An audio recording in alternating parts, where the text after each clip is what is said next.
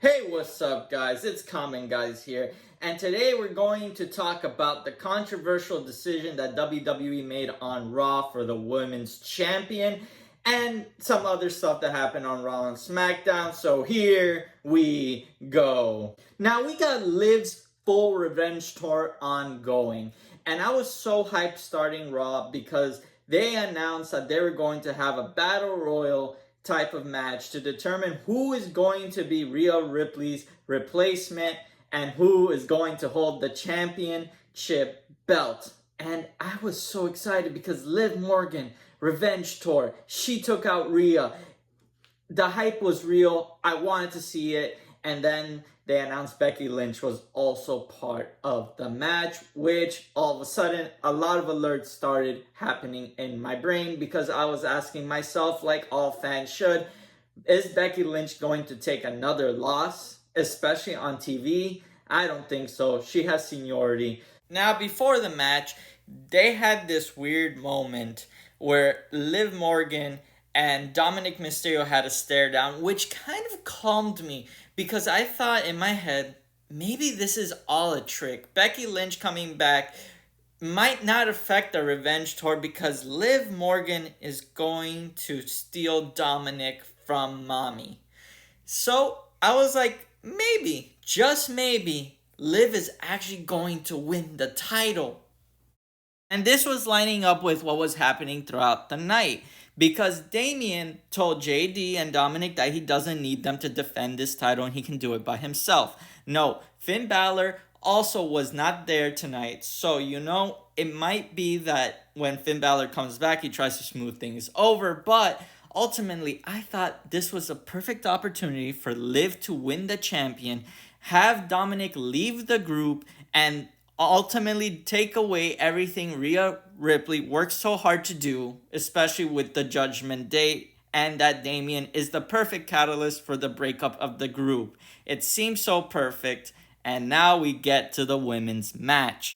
And with the start of the women's match, the biggest threat of the night, of course, for Becky and Liv is Nia Jax because she is going to try to overpower them and get that title for herself, especially that she lost to Rhea in Australia.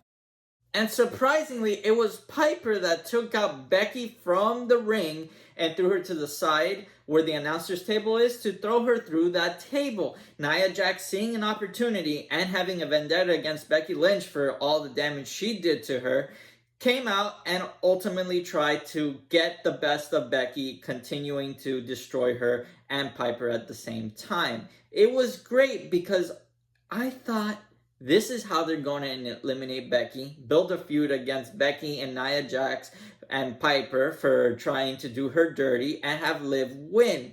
Now is where it gets a little bit interesting. Because Piper didn't throw Becky over the top rope, that means Becky never got eliminated. So when it came down to Nia and Liv, Becky rolled herself back into the ring, and now we had a fatal three-way, which is great because I thought Liv actually needs help to bring down Nia. Realistically, Nia could destroy Liv. Now, Liv and Becky work together to eliminate Nia, and it's the final two. I thought Becky's tired weekend, Liv is going to take advantage and try to beat her, but despite Liv's best efforts, Becky does a manhandle slam on her and throws her out of the ring, which was disappointing to say the least. Becky goes on to celebrate with the crowd her new title victory. But that comes to an end. Liv's revenge tour. I hate to be a Debbie Downer, but Liv has lost to Becky multiple times at this point and has lost big matches. Yes, WWE might be playing the long game, but sometimes you got to just click on when things are hot, because even if you play that long game, it might not work for the long term.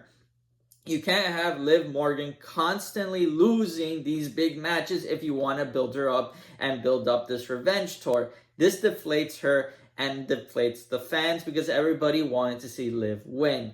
The payoff might be better later on, but again, you got to show Liv as a strong person and a strong wrestler, especially when Mommy does come back and eventually beats her for that title. Now as we transition into SmackDown, we start off with finding out that Roman Reigns has withdrawn from the draft. It's interesting. I like it because that leaves Roman Reigns the option of either joining Raw later on when he does return or SmackDown. And we have SmackDown's contract signing of Cody Rhodes versus AJ Styles. Basically, to sum up their conversation, it's AJ Styles telling Cody that he's not going to be champion for long and that AJ Styles is a great wrestler and he can beat Cody. Cody saying that winning the title is only the first part of the challenge. The second part of the challenge and the hardest part of the challenge is retaining that title, and he has to retain that title. And that's basically the contract signing in a nutshell. No fighting because Cody is a babyface, so that's not going to happen with him. But unlike Roman Reigns, Cody does actually fight somebody tonight, and he fights the newly drafted Carmelo Hayes that has been drafted to SmackDown. It was a great match. Carmelo Hayes has been one of my favorites on NXT, so I'm excited to see how he's going to fit in with the SmackDown roster, and Cody gave him a great rub by having him face off against Carmelo. And of course, Cody won. I really doubt Cody was going to lose this. He needs to have an air of victory, especially going to his first match in Backlash. Now, on to some Bloodline news, which kind of made me question where we're going with this, but ultimately, I do think I like this turn of events, so here we go. Bloodline arrives late to SmackDown. They don't even know if they've been drafted yet. And basically, Paul Heyman says that Roman Reigns has removed himself from the draft, but they don't care. And as they're having the conversation, Kevin Owens comes from behind to get some revenge from last week. They fight their way to the ring from backstage, but of course, Kevin Owens is overpowered because it's 2 versus 1. Randy Orton comes out to kick some Bloodline butt. Randy and Kevin Owens overpower the Bloodline, and the Bloodline are left running backstage. It's later announced that there's going to be a match at Backlash, Randy versus Kevin Owens versus the Bloodline. It's going to be a great match. I think it's great, but I do have some concerns. Having Randy and Kevin Owens be a tag team matchup together is great on paper, but I feel like it's too soon for the Bloodline. Randy just lost WrestleMania. I don't think it's going to be a smart move to have Randy basically bury the Bloodline this early. I don't see how Randy's going to lose unless they have Kevin Owens take the pin again, but that takes the risk of making Kevin Owens look weak. I don't know, but it should be interesting. I am expecting some surprise.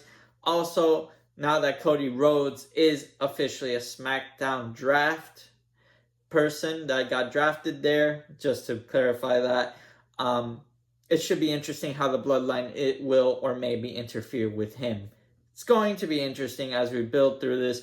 Bloodline was drafted to SmackDown. Jimmy wasn't part of the Bloodline, so he didn't get drafted. Again, might be going to Raw. Don't know yet.